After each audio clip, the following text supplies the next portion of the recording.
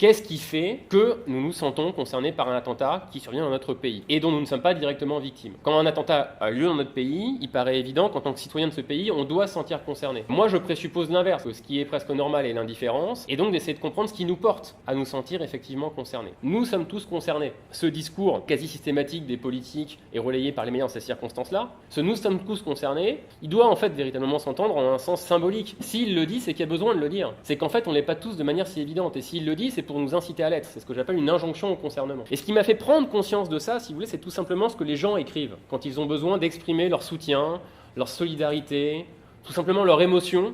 Typiquement le cas sur lequel j'ai premièrement travaillé, des Français face au 11 septembre. Il y a ce besoin que ressentent certains, mais pas tous, d'écrire d'une manière ou d'une autre un mot aux victimes. Et dans ces mots, je me suis rendu compte que bien souvent, les gens exprimaient quelque chose comme un sentiment paradoxal, que j'ai appelé le paradoxe du concernement. On trouve quasiment toujours la même formule, je ne vous connais pas, mais. L'idée sous-jacente, c'est qu'en fait, on ne devrait se sentir concerné que par le sort de ceux que l'on connaît. C'est bien que l'intensité de leur concernement leur pose problème. J'ai repéré qu'il y avait en fait trois grands types de raisons qui étaient invoquées de manière récurrente. L'attachement au lieu, l'homologie d'expérience et la coïncidence de date. Et qui contribuent à ce que j'appelle donc une exacerbation du sens du jeu. C'est-à-dire que les gens qui réagissent à ce titre-là, souvent livrent un récit personnel en disant « moi, je », etc. Mais il y a aussi un concernement impersonnel. C'est des sentiments de commune appartenance. Et dans ces cas-là, ce qui est exacerbé, c'est plus un sens du jeu, mais un sens du nous. Donc c'est des gens qui souvent écrivent aux victimes de manière anonyme et qui du coup, eux, n'éprouvent pas leur concernement comme étant paradoxal. Et il n'y a pas que des sentiments de commune appartenance nationale, géographique, il y a aussi des sentiments de commune appartenance sociologique. Au cœur de mon livre, il y a ça. C'est un graphique qui représente une analyse factorielle de correspondance. J'ai pris un corpus homogène, presque 60 000 messages qui étaient numérisés,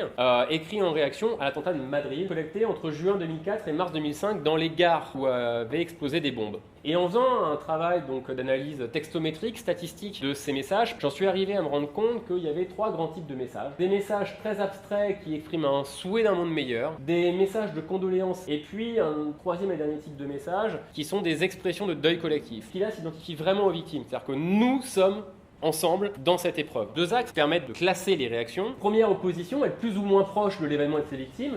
Et deuxième opposition, personnel-impersonnel, précisément à quel titre on se sent concerné. Et à partir, donc en croisant, si vous voulez, ces deux critères-là, j'en suis venu à ça, tout simplement pour essayer de styliser différentes manières de se sentir touché par un attentat. L'idée là, c'est de rendre compte de ce qu'on peut estimer être la réaction majoritaire quand même d'une société face à un attentat, c'est le fait de se sentir concerné et solidaire des victimes. Et sur cette réaction majoritaire-là, on peut distinguer quatre grandes catégories pour essayer de cartographier un peu les réactions. Ceux qui vivent les choses de loin et à titre impersonnel, évidemment en tant qu'être humain ou citoyen du monde. On a d'autres personnes qui se sentent concernées aussi à titre impersonnel, mais qui eux sont plus proches de l'événement, qui se sentent concernés en tant que compagnons des victimes, compagnons de voyage par exemple, dans le cadre des transports en commun, ou en tant que concitoyens. Et des personnes qui vivent l'attentat de loin, mais qui vivent leur concernement sur un mode paradoxal. Et puis ensuite, évidemment, donc, quand on est proche d'un événement et qu'on est concerné personnellement par cet attentat, c'est qu'a priori on en est victime. Une même personne, évidemment, peut se sentir concernée aussi à plusieurs titres. Et en même temps, une même personne peut se sentir concernée pour différentes raisons, et en fait, au bout du compte, n'être concernée que pour une seule d'entre elles.